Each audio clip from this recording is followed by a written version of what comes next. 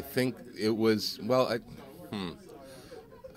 answered this one before. I think that the ultimate decision came down to where was the best place to give her a start? Where was the best place to make sure that the character had a good debut? And Battle for the Cowl came up, and there was an editorial sort of realization that in the absence of a Bruce Wayne Batman, putting Batwoman as the lead in Detective Comics made a certain logical sense. I think there's also an immediate prestige to putting her in the namesake DC title.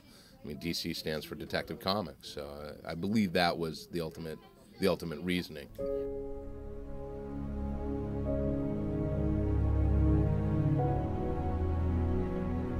Writing detectives is incredibly collaborative simply because of the nature of what JH is doing on the page. So rather than writing a full script the way I used to write, which was very much going in and saying, panel 1 is this, panel 2 is that, it tends to be now, he and I have a lot of discussions before I actually get to the scripting. And then when I get to the scripting, the scripts now read things like, this is that thing we talked about on these pages. And sometimes they'll have, more detail. Sometimes they'll have less. I find myself throwing in an awful lot of reference. I think, an average script, say, is maybe 230K when you send it in. And my scripts for him are now running in the, 10, 15 megabyte range just because there's so much embedded reference for him to use. But it's by far the most collaborative work that I've ever done in the medium. And it's sort of that way by necessity. I will go to him.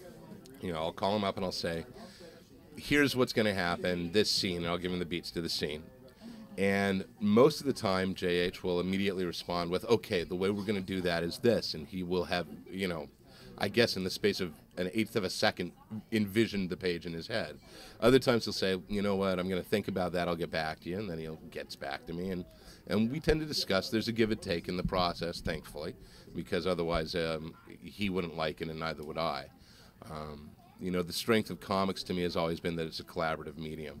And when the collaboration works well, you get beautiful, beautiful product. And when it doesn't, you don't. So we're both, I think, very fortunate right now. It's working very well.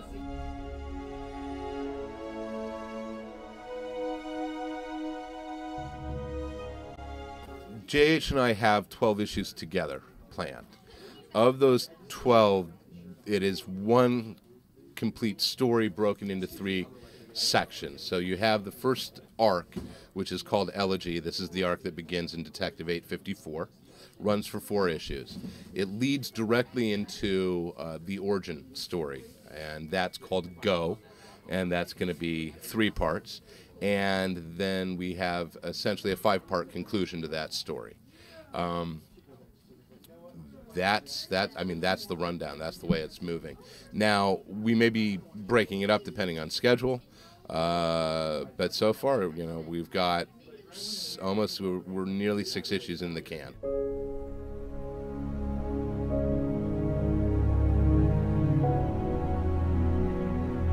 I'm assuming that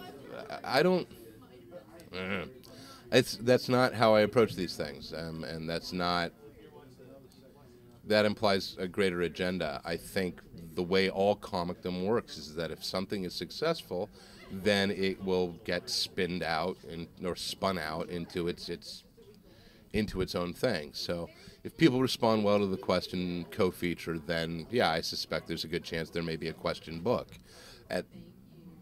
By the same token, it may work just better as a co-feature. There comes a point when, the company wants to make money and you want the company to make money, but at the same time, you kind of want to serve the characters as best as you can. So we'll see.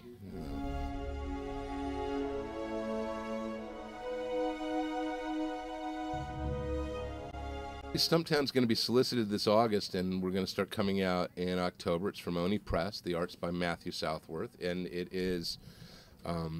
it's sort of my long-delayed return to doing an Oni title, and it's a PI book. It's just, I grew up loving the Rockford Files, and I kind of wanted to play in that pool for a while and sort of honor that, and that's what Stumptown is. It's not tricked out.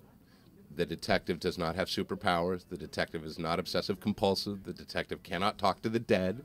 The detective is just what Chandler described the PI should be, as the best person in their world and a good enough person for any world, and a detective who's willing, to use what smarts and brawn they have, and a willingness to get pushed around on behalf of a client to see the right thing done.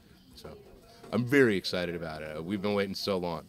We're gonna have some preview stuff at San Diego. We're actually hoping to have T-shirts with the Stumptown, not only the Stumptown logo, but the Stumptown motto, which is "We take the beating so you don't have to."